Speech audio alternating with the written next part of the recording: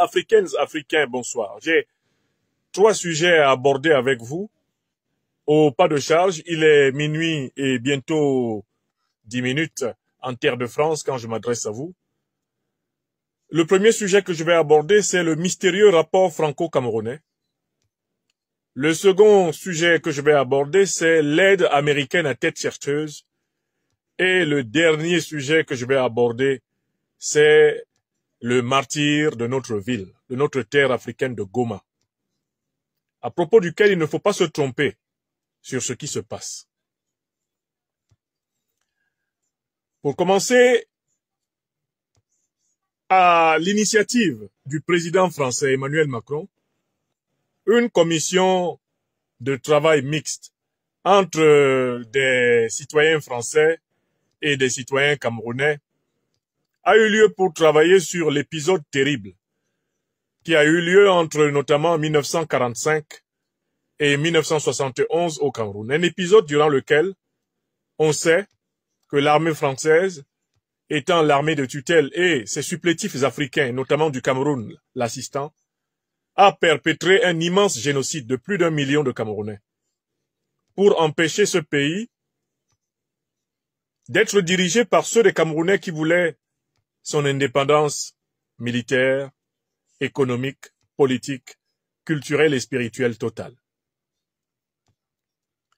Monsieur Macron, à la tête de la République française aujourd'hui, a cru bon d'anticiper du mieux qu'il pouvait sur la dégringolade inévitable de l'occupation militaire du sol africain par les troupes françaises, de la domination économique du franc CFA, monnaie coloniale française, sur 15 économies africaines, de l'ingérence répétée des élites de la 5e République française et même des élites des républiques précédentes dans la désignation des dirigeants africains, et de la domination culturelle infligée à l'Afrique à la suite des traites négrières et arabo-musulmanes, à la suite de la colonisation occidentale et des nombreux régimes dictatoriaux que cette colonisation a semés à travers le continent pour le maintenir sous son contrôle à travers les sinistres accords de coopération, les accords de défense et tout le système dit de la France-Afrique. Il a cru bon d'anticiper là-dessus en faisant rédiger un récit de la tragédie africaine qui soit compatible avec le maintien de l'hégémonie néocolonialiste française. C'est dans ce cadre qu'il a initié une commission pour penser, pour rédiger, pour raconter l'histoire de la tragédie franco-camerounaise. Le problème, c'est qu'on peut s'inquiéter rien qu'à regarder la composition de la commission. Et quand on voit la délégation qui lui a remis le rapport, je l'ai déjà souligné dans plusieurs émissions précédentes, on se rend compte qu'il y a un vice, non seulement de fond, mais il y a un vice de forme dans cette commission franco-camerounaise. D'abord, le vice de fond. Je commence par les juristes, par la forme, je commence par le fond. Le vice de fond, c'est que c'est une commission qui est demandée non pas par l'État victime, par la nation victime, par les populations victimes, mais qui est demandée par l'État coupable. Par conséquent, dès le départ, c'est une commission qui a vocation à raconter l'histoire du point de vue du maître, et non pas l'histoire telle que l'esclave l'a vécue dans sa chair. Du point de vue, toujours du fond, c'est une commission qui va travailler dans l'opacité totale. Ces travaux étant révélés à peine par quelques bribes purement allusives de certains de ses membres, prudemment, à une presse elle-même aseptisée et sélectionnée. Mais il y a un troisième vrai problème de fond. C'est que plusieurs des membres qui composent la commission ne sont pas connus pour avoir des compétences en matière de sciences humaines, de sciences sociales. Ce ne sont pas les meilleurs universitaires camerounais, ce ne sont pas les meilleurs universitaires spécialistes de la question africaine en France qui ont travaillé dans cette commission. On y a même retrouvé un artiste guitariste, improvisé en vice-président d'une commission de travail sur la documentation mémorielle. ce bric-à-brac de personnalités ayant un pied dans le monde scientifique et l'autre simplement en fait dans le monde, pour ainsi dire, du spectacle, ne pouvaient pas faire un travail qui puisse a priori être rassurant. Et donc déjà le fond de la commission, le fond du travail de cette commission était vicié par la composition, eh bien, absolument abracadabrantesque et les intentions de ses créateurs. Alors, pour la forme, on prétend qu'on a travaillé en toute transparence, mais il y a un mystérieux rapport qui a voyagé entre le Cameroun et la France, et notamment entre les mains de monsieur Paul Biya et les mains de monsieur Macron. On fait tambour battant sur tous les médias pour dire que la commission a travaillé en toute transparence, mais il n'y a que 2 personnes qui détiennent actuellement le rapport. C'est monsieur Biya au Cameroun, monsieur Macron en France. Donc, la forme même de la commission, c'est une opacité totale. Et donc, très clairement, c'est une mystification. Je voudrais dire aux Camerounaises et aux Camerounais, aux Françaises et aux Français qu'il n'y a rien de bon qu'on puisse espérer d'un rapport qui est actuellement en train d'être manipulé par les officines du palais présidentiel camerounais et celles du palais présidentiel français. Il n'y a rien à en espérer. Dès que la science doit passer par la sélection du politique, la science cesse d'être scientifique. Dès que les résultats d'une commission qui prétend avoir travaillé scientifiquement doivent être préalablement triés à l'Élysée ou triés à Étoudi, il n'y a plus rapport mémoriel, il n'y a plus un travail objectif qui puisse servir de base à la construction d'une vraie réconciliation. Mieux, du point de vue de la forme, j'ai toujours souligné l'incongruité qu'il y a pour les héritiers du colonialisme français au Cameroun à faire commission avec les héritiers du colonialisme français en France pour parler des crimes que le colonialisme a commis contre les populations camerounaises qui, elles, sont exclues du débat. En fait, le rapport qui a été remis à M. Biya ou à M. Macron était un rapport franco-français. C'est un rapport qui raconte le génocide du peuple camerounais du point de vue de la puissance coloniale française et du point de vue d'un gouvernement néocolonisé camerounais. Car il ne faut pas oublier que les régimes Ahidjo et Biya sont clairement et directement issus de la cuisse du néocolonialisme et du colonialisme français. Voilà pourquoi les prétendues 1000 pages de ce rapport, eh bien, qui sont actuellement en train d'être triées, chacun enlevant les pages qui le dérangent, avant de servir un rapport aseptisé, feutré, filtré, eh bien, aux Africains, ce rapport-là n'est pas le rapport qui servira de base à l'amélioration, à la réforme et à la révolution des relations franco-africaines. Le rapport devra être écrit non seulement par une commission scientifique sérieuse, mais une commission scientifique sérieuse de l'État du Cameroun. Il pourra être complété par une commission scientifique sérieuse, eh bien, issue de l'État français, mais de préférence issue du monde indépendant de la recherche scientifique. À partir du moment où c'est l'État qui va devoir désigner qui en France doit aller travailler sur ce dossier, il y aura manipulation du fait historique du génocide du peuple camerounais par les troupes françaises. Voilà pourquoi, pour ma part, je frappe ce rapport d'un discrédit ontologique. Et je le considère comme un coup d'épée dans l'eau. Il ne change rien à rien. Les Camerounais et les Français n'ont rien à entendre de bon. Il s'agit d'une manipulation de plus et de trop. Voilà ce que je voulais dire pour le premier point. Le second point de mon intervention ce soir, en raison de l'heure avancée, je vais aller très vite, porte sur l'aide américaine qui vient d'être suspendue par le gouvernement nouveau du président Donald Trump. Le président Donald Trump a annoncé la suspension pour 90 jours de l'aide financière américaine à tous les pays du monde. Le temps d'évaluer l'efficacité, la pertinence, la légitimité de cette aide, avant éventuellement de la réattribuer ou de la suspendre définitivement.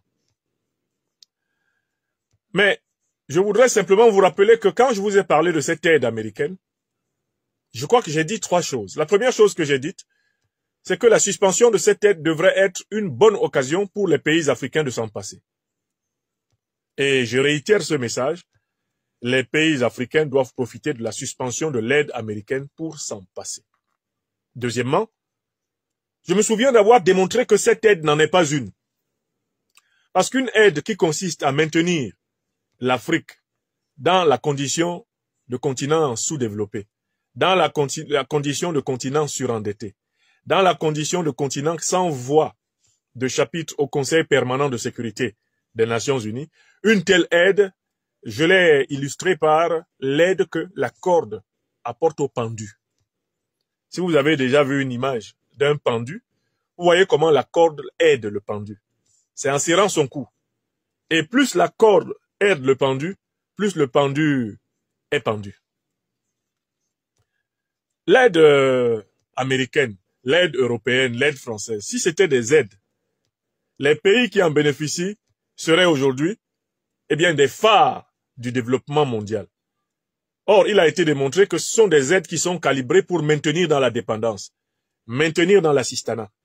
Voilà pourquoi je continue d'appeler tous les pays africains qui sont frappés de suspension de l'aide américaine à prendre des dispositions pour que quand M. Trump va revenir avec l'idée de la redonner, ils lui disent non, gardez-la, gardez votre corde. Les pendus sont fatigués de se voir serrer le cou. C'est la deuxième idée que j'avais donnée. Mais je n'ai pas oublié la troisième idée que j'avais évoquée. Je vous ai dit, vous allez voir une fois de plus la discrimination occidentale, la discrimination américaine, le 2 poids 2 mesures. Et vous allez voir que Donald Trump n'osera pas retirer l'aide à 2 pays au moins qu'il y a dans ce monde. Et qui sont l'une des conditions, eh bien, de l'influence et de l'hégémonie américaine sur la planète. J'avais cité 2 pays, à savoir Israël et l'Égypte. L'Égypte, en tant qu'elle est le pion américain pour paralyser le monde arabe, le Moyen-Orient arabe. Et Israël, en tant que c'est la base avancée, base militaire avancée des États-Unis, pour avoir du contrôle sur les réserves pétrolières du Moyen-Orient et les États stratégiques, eh bien, de la Méditerranée et du Golfe Persique. Je vous ai dit qu'ils peuvent annoncer toute suspension d'aide financière, mais que vous finirez par vous rendre compte que ça ne concerne jamais Israël ni l'Égypte. Pourquoi? Parce que ceux-là sont en réalité des pièces avancées de l'échiquier, au sens du géopolitologue et diplomate Zbigniew Brzezinski, l'échiquier américain dans le monde. Eh bien, aujourd'hui, l'information est confirmée. L'aide américaine est suspendue pour pratiquement tous les pays du monde, sauf pour Israël, pour l'Égypte, et on me dit aussi pour le royaume de Jordanie, des pays qui sont des satellites, en fait, militaires américains dans la sous-région. Les Africains ont l'occasion de bien voir qui compte pour les États-Unis et d'apprendre à vivre sans espérer l'aide américaine. Je recommence. Avec cette discrimination, où on suspend l'aide pour 3 mois à tous les autres pays, à la quasi-totalité des pays africains, en dehors de l'Égypte, on leur suspend l'aide américaine. Et on la maintient à l'Égypte, on la maintient à Israël, on la maintient à la Jordanie, sans doute encore à quelques États satellites comme ça à travers le monde, on la maintient. En fait, le but de cette démarche de Donald Trump, c'est d'instaurer un rapport de force avec les Africains. Il espère que les Africains, quand ils seront privés de l'aide américaine, couinent tellement, se contorsionnent tellement, se plaignent tellement, supplient tellement, que quand il voudra rétablir cette aide, il soit capable de leur imposer les nouvelles conditionnalités de la coopération avec les États-Unis.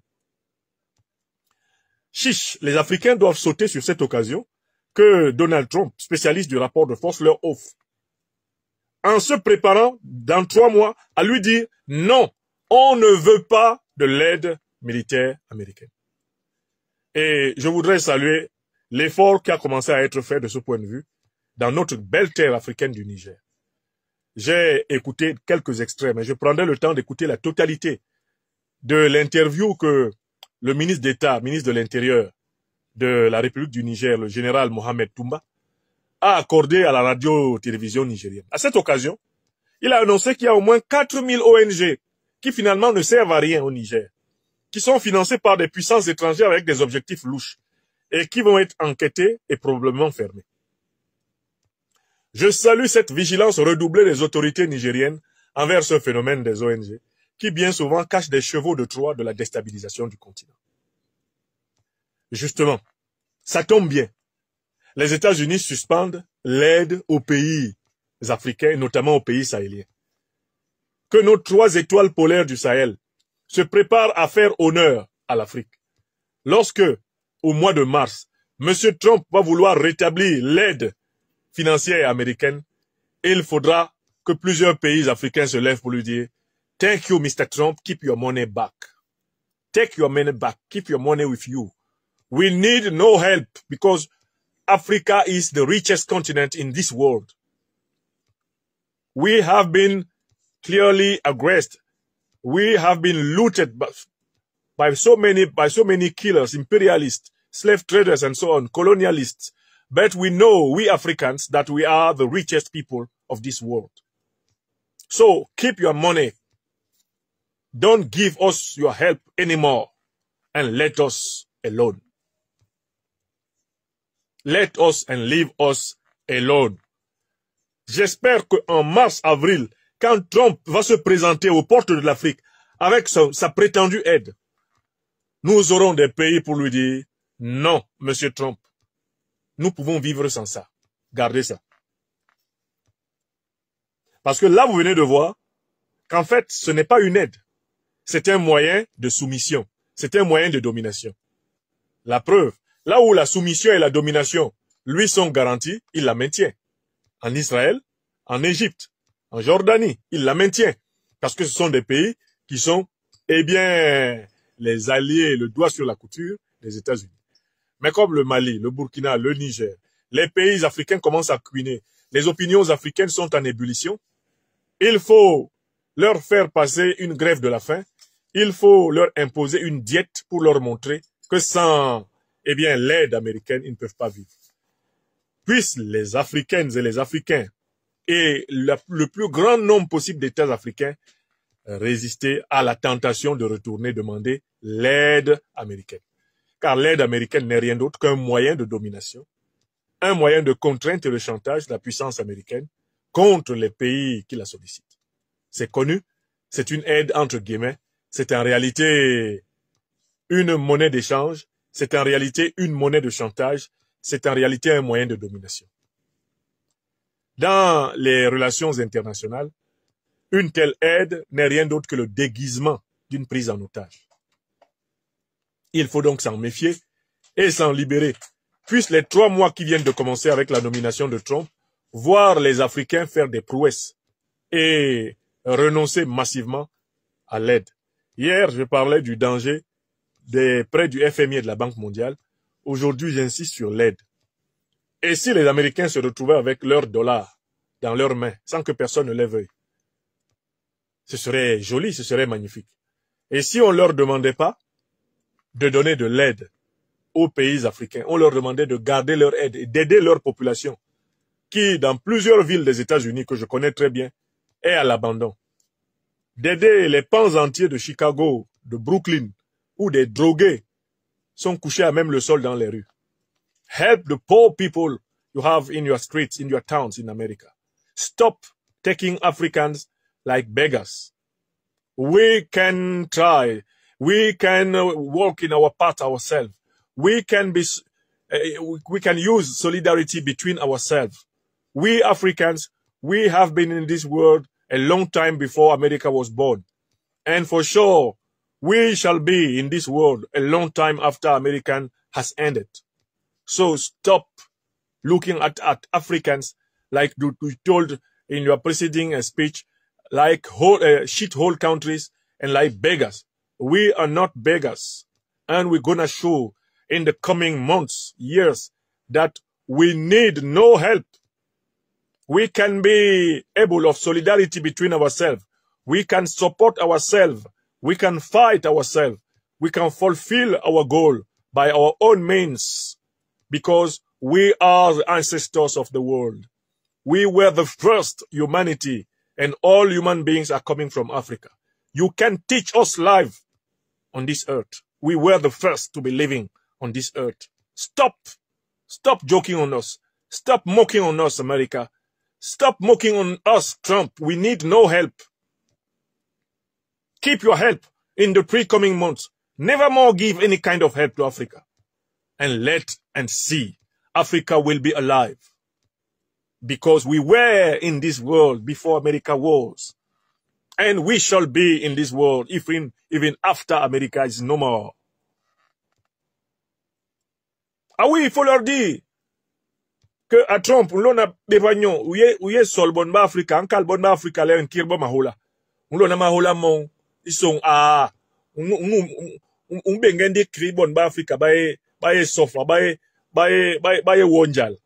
Tera moningon à Trump, tera ngo. Garde ton argent, Trump. Tera ngo.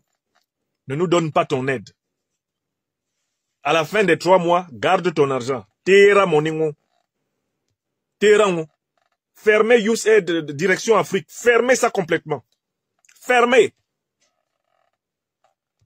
C'est même à cause de l'attente de cette aide que plusieurs sociétés, populations, entreprises et États africains sont devenus amorphes. Coupez-moi ça. On a le diamant, on a l'or, on a l'uranium, on a le pétrole, on a le gaz. Et maintenant, on a massivement de la matière grise pour les transformer. Vous allez voir. Ce que vous ne nous donnez pas à l'ouest, on va l'obtenir à l'est. Ce qu'on ne nous donne pas à l'est, on va l'obtenir au nord. Ce qu'on n'obtient pas au nord, on va obtenir au sud. Ce qu'on n'obtient ni au nord, ni à l'est, ni à l'ouest, et on l'obtiendra nous-mêmes. Voilà la marche de l'Afrique qui a commencé. Et voilà, mes chers amis, j'en viens au dernier sujet que je voulais aborder aujourd'hui. Un sujet qui, je l'imagine, vous touche de tristesse comme moi-même.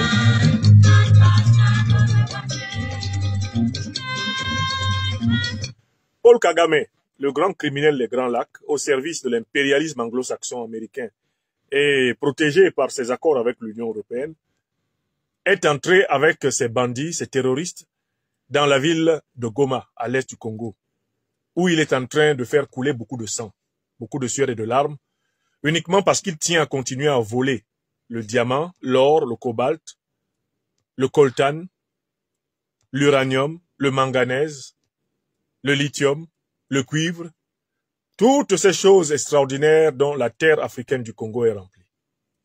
Kagame est à la tête d'une armée de pillards. Et ce qui me choque, c'est de voir la soi-disant communauté internationale se mobiliser pour faire des déclarations contre le Rwanda de Kagame. Comme si le Rwanda de Kagame pouvait à lui tout seul envahir la République démocratique du Congo. Je viens protester ici en disant que ce n'est pas simplement le Rwanda de Kagame qui attaque la République démocratique du Congo.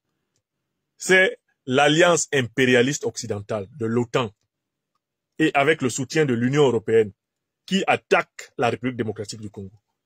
Car c'est avec les armes qui lui sont fournies par l'OTAN, qui lui sont fournies par l'Union européenne, qui lui sont fournies par l'alliance anglo-américaine. C'est avec l'argent qui lui est fourni par les mêmes puissances que Kagame attaque actuellement et saigne la République démocratique du Congo. Je voudrais appeler tous ceux qui observent cette actualité à aller vérifier l'existence d'un accord entre l'Union européenne et le Rwanda. Accord de commercialisation des ressources naturelles qu'on ne trouve pas au Rwanda, mais essentiellement dans le sous-sol du Congo. Dites-moi pourquoi l'Union européenne peut se permettre de passer un accord commercial d'exploitation des ressources du sous-sol congolais avec le Rwanda, qui n'est pas le Congo, si ce n'est pas parce que l'Union européenne est en réalité le principal parrain de l'agression sauvage du Rwanda contre le Congo, avec le soutien de la grande alliance, militaro-politique occidentale.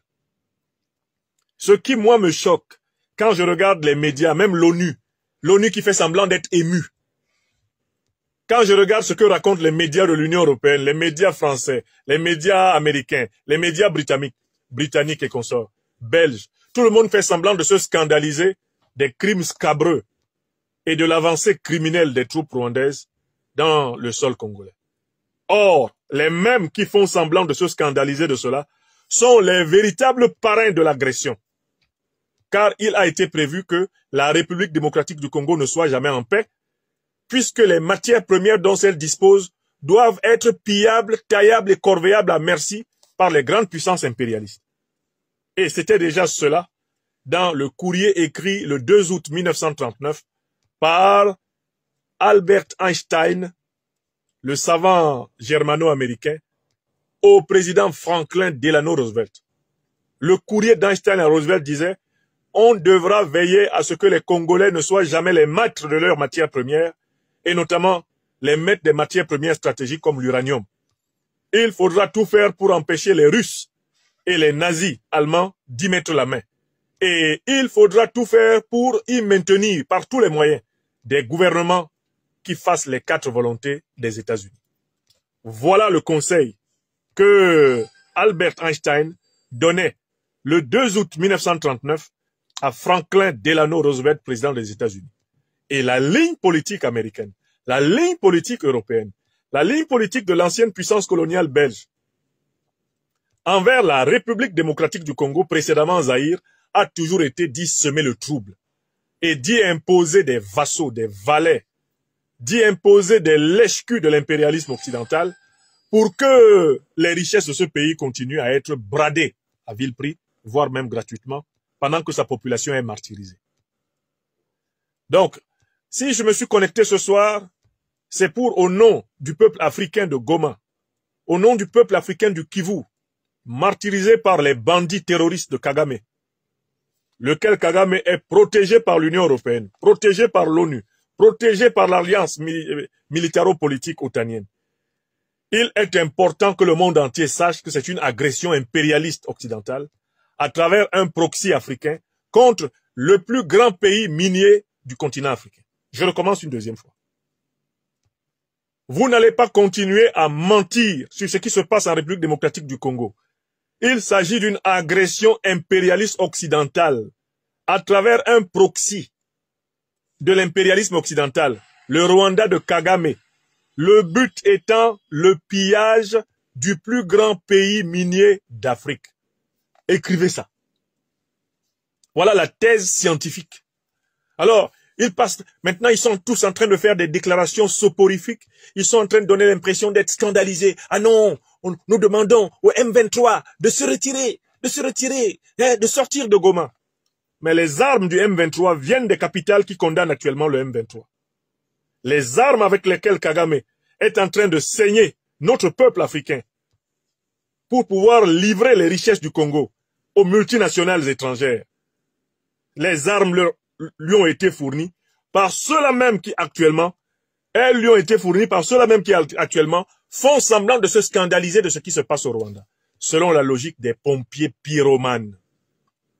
Au nom de l'enfant qui meurt actuellement dans le Kivu, au nom de la femme qui meurt actuellement dans le Kivu, au nom de l'adolescent qui meurt actuellement dans le Kivu, au nom de l'adulte, au nom du soldat sincère du Congo qui se bat actuellement dans le Kivu, au nom du patriote congolais qui se bat sincèrement actuellement dans le Kivu, nous qui avons la possibilité de communiquer et de faire entendre la vérité, le devoir de dire courageusement les choses comme elles sont et de démystifier le storytelling mensonger des impérialistes occidentaux.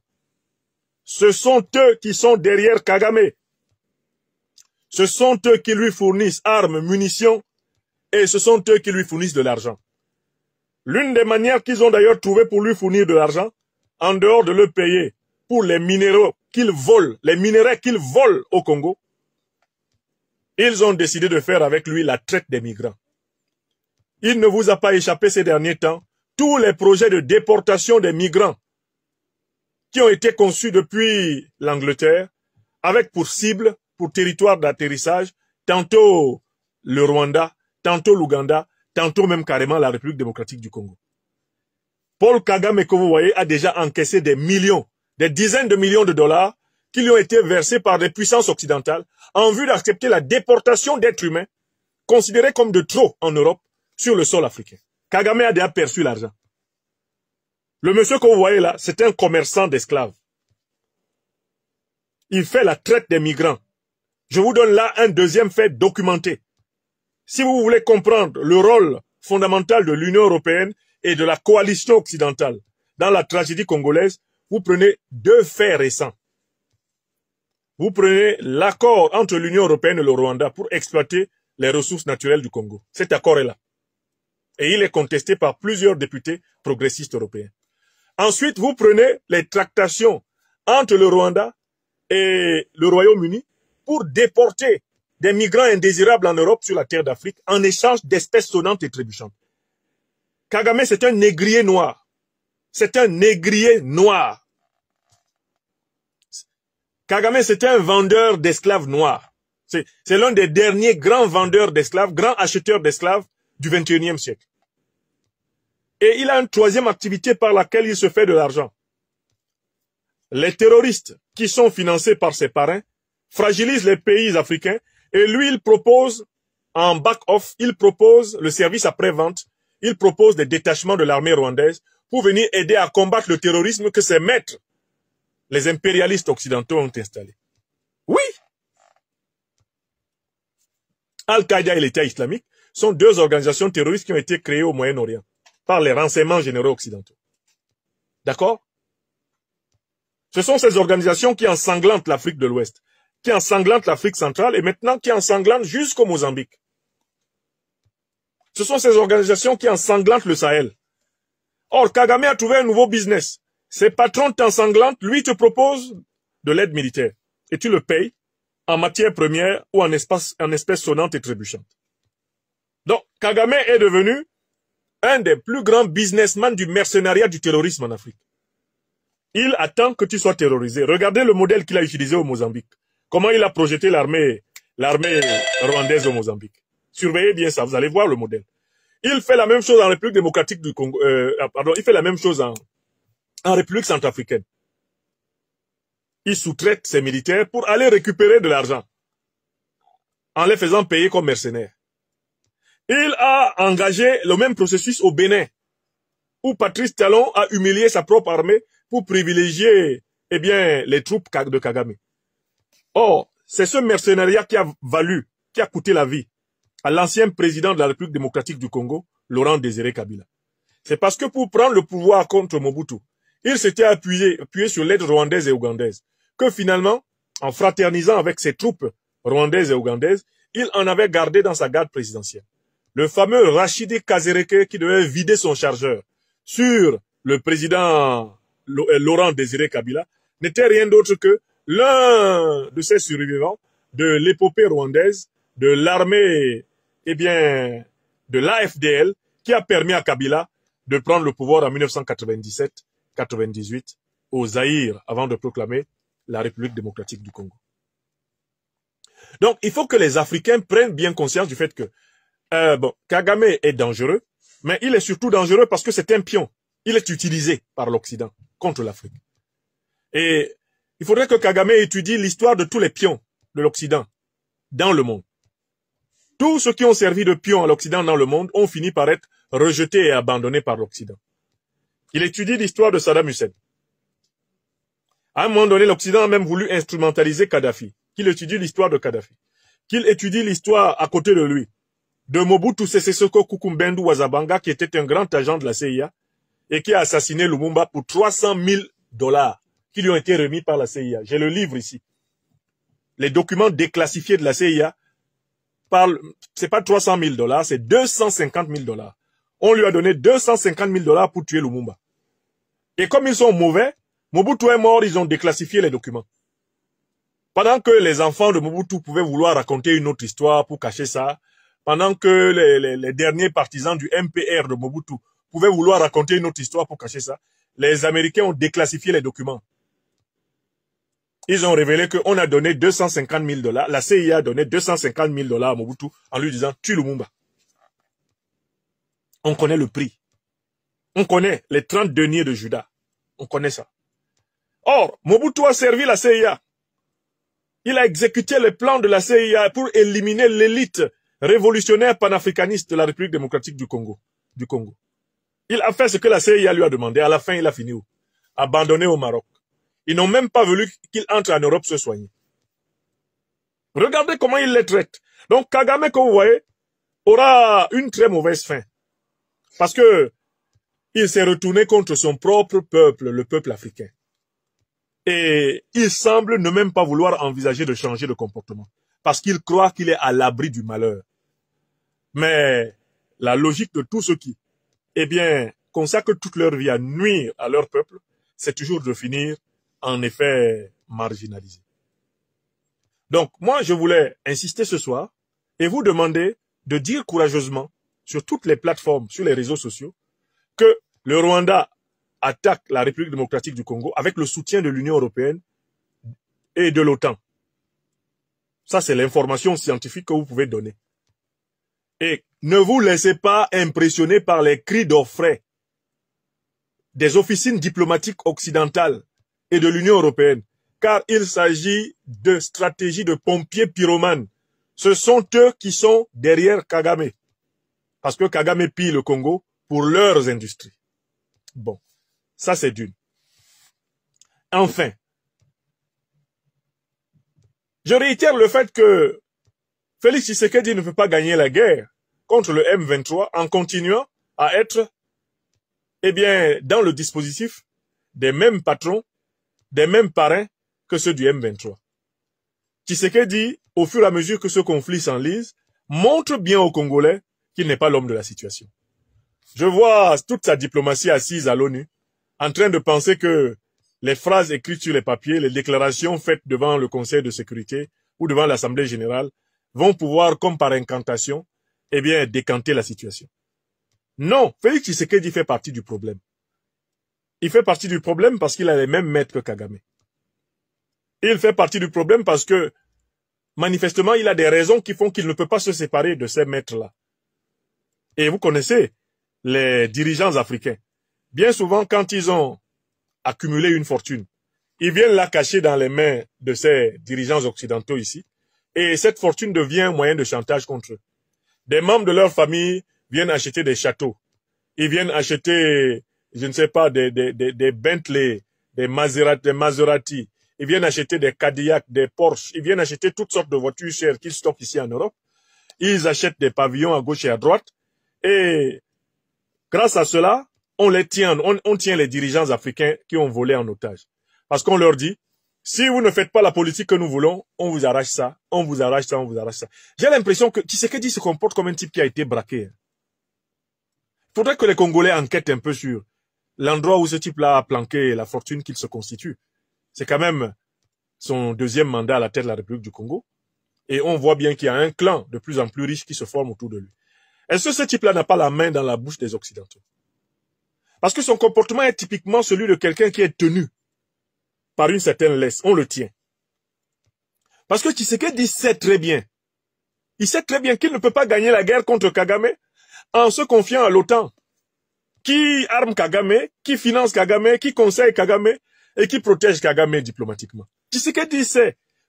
Je ne pense pas que Tshisekedi, ce soit un problème de compréhension. Mais en fait, c'est un problème d'appréhension. Il a peur de perdre personnellement quelque chose. Alors, bien sûr, au Congo, la première chose qui est menacée, c'est sa vie. Il a vu comment Lumumba a fini. Il a vu comment Laurent Désiré Kabila a fini.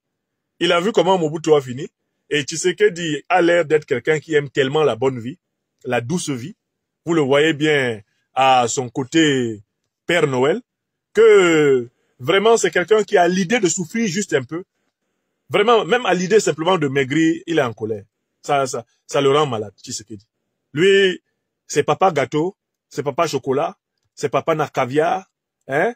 C'est papa na rumba, c'est papa na prière déconnectée de la réalité. Donc le type, il y a quelque chose qui le tient. Pendant longtemps, j'ai pensé qu'il ne comprenait pas la complexité de la situation. Aujourd'hui, je sais qu'il comprend, parce que lui-même, il voit. Et il connaît très bien les acteurs politiques congolais. La moindre des choses qu'on doit lui reconnaître, c'est que Tshisekedi connaît les acteurs politiques congolais. Sa survie politique vient même du fait qu'il sait manipuler les uns contre les autres. Il a une intelligence tactique. Mais il n'a pas un courage héroïque, révolutionnaire, patriotique et panafricaniste. Il n'a pas cette dimension. C'est pas un leader, eh bien, émancipatoire. Il n'est pas à la hauteur à laquelle les Laurent Désiré Kabila, les Pierre Moulele, les Patrice Lumumba, à la hauteur à laquelle les grands Congolais ont posé la barre. Et il n'a donc pas le courage de prendre des décisions. Alors je vois des gens qui lui conseillent de venir en Afrique de l'Ouest, voir les 3 étoiles polaires du Sahel, pour qu'on lui donne des conseils. Je ne pense pas. Tshisekedi n'a pas besoin de tout cela, il sait ce qu'il y a à faire. Mais le problème, c'est que Tshisekedi, est-ce qu'il est prêt à perdre des avantages personnels pour le Congo? Mon problème, c'est que je crois déceler en lui un mécanisme mental qui l'empêche de prendre des risques sur ses avantages personnels. Il est à la tête d'un clan, il est à la tête d'intérêts particuliers, il est en conflit d'intérêts, eh bien, avec l'intérêt général de l'État congolais, et il ne veut surtout pas s'aliéner la protection de ses amis occidentaux. Donc, à la limite, il préfère mener cette guéguerre comme ça, avec Kagame, sous le parapluie occidental, et il espère que l'Occident, à un moment donné, arbitre en faveur de la stabilisation du conflit, ce qui lui permettra de prolonger, eh bien, sa présidence au mieux et de continuer à capitaliser pour son clan. Donc, mon hypothèse, très sérieusement, c'est que Tshisekedi est un homme braqué. Il y a quelque chose qui l'empêche de penser véritablement et d'agir véritablement. Et ce quelque chose renvoie tout simplement au fait que ce n'est pas un panafricaniste révolutionnaire. Il n'est pas à la hauteur des grands Congolais. Et du coup, c'est la responsabilité du peuple congolais. C'est la responsabilité des forces vives du Congo de s'arc-bouter sur leurs énergies les plus profondes et d'offrir un chemin nouveau à partir d'une rupture géopolitique et géostratégique, eh bien, au Congo. C'est ma manière de marquer ma solidarité à la population que j'ai vue en débandade aujourd'hui à Goma. Les images de notre peuple, avec les enfants, les femmes, les hommes jetés dans la rue, les images de ce chaos, les images de cette violence sont une atteinte à la conscience universelle et en particulier à la conscience africaine universelle. Nous ne pouvons pas accepter que un pays africain, le Rwanda, serve des intérêts étrangers contre un autre pays africain, la République démocratique du Congo, alors que tous les autres pays africains croisent les bras et se contentent, comme les grandes puissances qui sont derrière le Rwanda, de déclarations d'intention, comme celle de l'Union africaine. On les a connus beaucoup plus vifs pour attaquer des pays où il y avait pourtant des logiques légitimes. Où est la fameuse force en attente de la CEDEAO, qui était prête à se jeter comme un aigle contre le Niger, contre le Mali et le Burkina Faso? Monsieur Ouattara Draman, où est-il avec son fameux bataillon de 1200 qu'il voulait lancer à l'assaut de Niamey pour plaire au néocolonialisme français, mais qu'il les envoie maintenant là-bas? Eh bien, contre les terroristes rwandais. Où sont les forces en attente de l'Union africaine? Où est la SADC, l'organisation politique régionale? Où est la CEMAC? Où sont les puissances d'Afrique centrale pour constituer une task force et contraindre Kagame à entendre raison et à arrêter de terroriser tout le monde? Parce qu'en fait, Kagame devient le grand terroriste d'Afrique centrale. Il devient le grand terroriste d'Afrique australe. À cause du soutien qu'il a de la part des puissances impérialistes, Kagame se met à faire trembler tout le monde maintenant. Et les gens ne se rendent pas compte qu'il faut apporter une réponse collective à Kagame. Une réponse collective à Kagame, exactement comme la Tanzanie et l'Ouganda, pardon, la Tanzanie et le Kenya, si je ne m'abuse, eh bien, imposèrent une réponse collective à un moment donné à l'Ouganda, Idi Amin. Il faut quand même arrêter de se laisser terroriser par ce type. Alors qu'il y a la SADC, alors qu'il y a la CEMAC, alors qu'il y a l'Union africaine, mais qu'est-ce qu'elles font toutes ces organisations-là? C'est maintenant qu'elles doivent montrer leur capacité à agir contre le terrorisme. Et elles ne montrent pas pourquoi, parce qu'elles sont, pour la plupart d'entre elles, soumises au néocolonialisme occidental, à l'impérialisme occidental. Veuillez tout simplement vous abonner et activer la cloche de notification pour ne rien rater. Retrouvez KDV Africa sur YouTube, Facebook, TikTok.